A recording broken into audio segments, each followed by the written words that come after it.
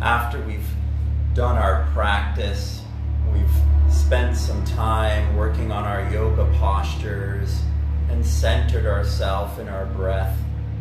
We've created some space in our bodies. And now we want to try and see if we can connect with that space that we've created inside of our minds by lengthening out our bodies, by focusing on our breathing, by bringing ourselves to the present. We bring ourselves into our power, and now we want to be very conscious about how we put that power out. And that's what a mindfulness practice or a meditation is all about. So we're doing a 10-minute guided meditation now. Just be very conscious of how we're putting out our energy. Just watching the breath, breathing in and breathing out, trying to stay with the breath the entire time. If you notice yourself drifting off into a thought, try to bring yourself back to the breath.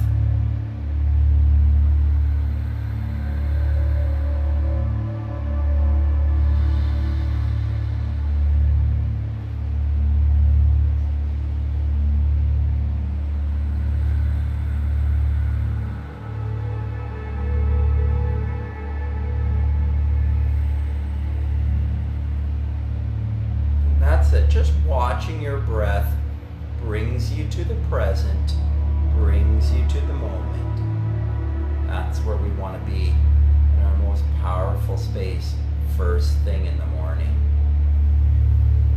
Now, every coach on the planet will tell you that you've got to give love to yourself before you can give love to anyone else around you.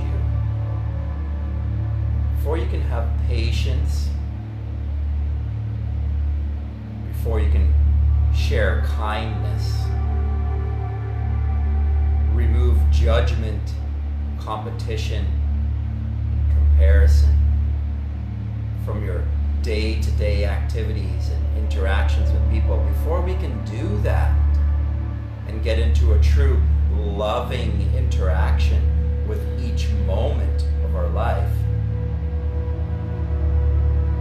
before we can do that, we've got to learn how to love ourselves. We've got to learn who the true self is. And the true self is not the thoughts. It's not the ego. And the ego is the identity that we may believe is the self, but it is not the self.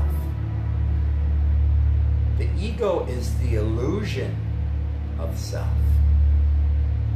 It's who we think we are, but we are so much more than that.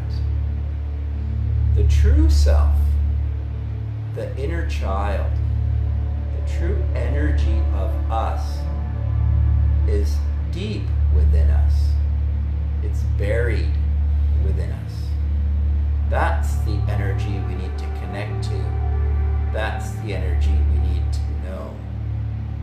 The ego, the thought that's running around in our head, those thoughts, that identity, that social mask that we've learned to put forward only because of trauma and situation and circumstance and what people have said, judgmental things toward us during our lives and losses that we've had, that we start to protect ourselves and say, oh, I don't want to do that, I don't want to demonstrate that, I don't want to say that, I don't want to think that, that's not good, that's not right. And the child gets stuffed away down in our lower chakras, down in our hips. It can create tightness in the lower back. It can create digestive problems. It can create anger and frustration. All of that's in the liver. It can be in the small intestines and the bowels. It can cause congestion. It can cause tight muscles and pain in the body, physical pain in the body. This is all emotional energy that's blocked and suppressed and held down. It can create anxiety in our lives, it can create depression, it can steal our joy and playfulness from our lives. This is blocked or suppressed emotional energy. And we can connect that energy, and we can build a relationship with ourselves again. We can speak to the child in our minds, or we can do it out loud when we're by ourselves. We can develop a relationship with the true self, the shadow self, the hidden self. We can speak to that identity. And we can invite that energy to come up and invite it and lift it up into our lives. We can ask it to come up into our lives. We can speak nicely to that child.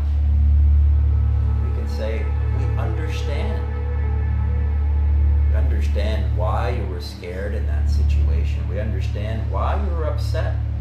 I understand why you're angry, and I understand why that anger's been held down. And now I'm saying, you know what?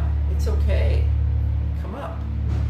Come up and let me feel that energy. Invite that energy up. Ask it to come up. You may feel sadness or sorrow or fear or anger, and that's okay. As long as you feel it, that's how we let that energy go. We want to get that energy out of our hips, out of our intestines, out of our stomach, out of our digestive system, out of our liver, out of our kidneys. We want to invite that energy up into our life, and we can breathe it up. We can invite it up with our breath. We can pull it up with the breath, and as we breathe out, we can release that energy up and out through the head, and it can come out and be expressed out. We can do it quietly. We can do it by ourselves. We can go out into a field and we can scream in the forest if we want to let out anger or frustration. It's okay to let those feelings come out and feel them. We can feel sad or sorrow for a day or two, and that's okay, but we need to let that blocked energy come out. We need to lift that energy up and allow it to come out of our bodies. This is being with the self. This is sitting with the self. This is meditation. This is knowing the self. This is knowing the true self, the inner child, and not the ego.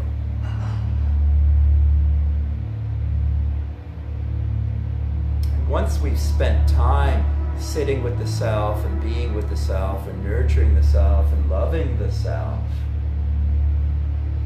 we can speak nicely to the self, and we can say, may I find peace today. You can say that in your mind. You can say it out loud into your life. May I find joy today. May I find love today. May I find freedom today. May I be well today.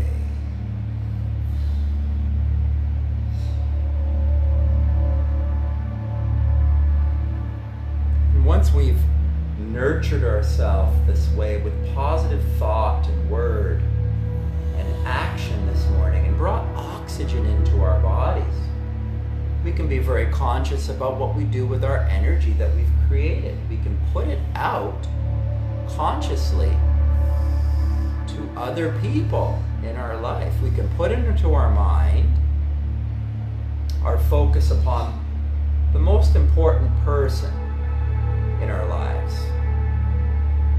the person we share our lives with. Maybe it's our partner, maybe it's a child, maybe it's a sibling, maybe it's a parent, maybe it's a friend. Whoever we share and engage life with most, the most important person in our life, other than ourselves, we can think about them for a moment. We can be conscious and put out loving energy toward them, and we can say toward them, may they find peace today.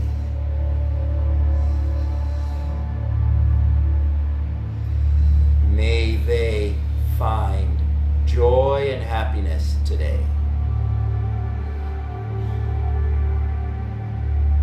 May they find love today. May they find freedom today. May they find wellness today. We can consciously put that energy out towards the most important person in our lives. We could do this to other people in our life, people we don't know, even people that we're angry with. We can forgive them. We can say to the people in our lives that we have trouble with, may they find peace today. May they be well today. And we can finish off any frustration or anger or judgment or comparison that we may have, any jealousy. We can deal with these emotions in a positive way. We can freely let those emotions go with a quiet practice in the morning or at the end of the day, or both. This is positive interaction with our shadow energy. This is inviting the shadow energy up. This is connecting with that energy, expressing that energy. And once you're finished your practice for the day, you can wiggle your fingers and your toes, and you can begin to come back to the present here and now, and have yourself a wonderful day.